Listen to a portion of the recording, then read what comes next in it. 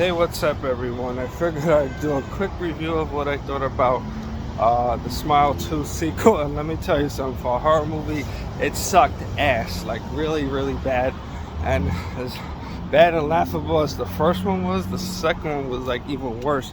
And the reason why I say that, between one, the lengthwise was too long. I mean, the only survivor from the first one, Joel, is kind of like quickly disposed of in the opening scene of the movie, kind of like akin to like Sarah Michelle Gellar's character Karen Davis from The Grudge 2, and Alice Hardy from Friday the 13th Part 2, in which surviving characters are just brought back just to be killed off rather quickly, which is kind of lame. To me, even though I know that was the intent behind the story, that sometimes certain curses you can't escape from no matter how hard you try. And I would say, maybe if there's only one good highlight of the movie, is Naomi Scott, who plays pop singer Sky Riley, who, after going a traumatic car accident, tries to like rebuild her life, but then, of course, unfortunately, she ends up becoming the next victim to the Smile, demonic entity. And then it kind of like, she slowly starts to unravel and lose her mind and shit.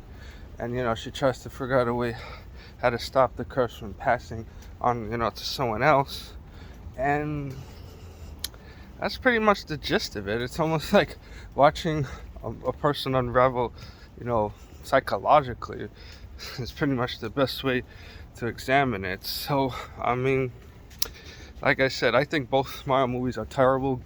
In terms of horror movies, they're kind of like insulting and rely too much on jump scares rather than a good old story, which is, kind of like, in my opinion, reasons why like Psycho, the original Halloween, Nine Elm Street worked more effectively and hold up much better, because they didn't rely too overtly on gore too much, but rather suspense and good storytelling, which, in my opinion, has kind of been lost on the horror genre these days. And they go for like the cheap gimmicky shit, which I don't really like. So I would definitely say, only for those that have seen the first one, see it. But quite honestly, as laughable as the first one it was, at least it was somewhat watchable, whereas the sequel was like dull and boring to me.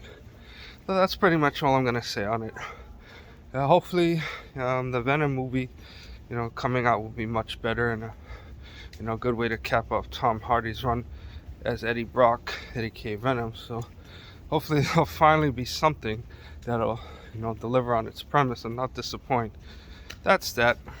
All right, everyone. Take care until the next one.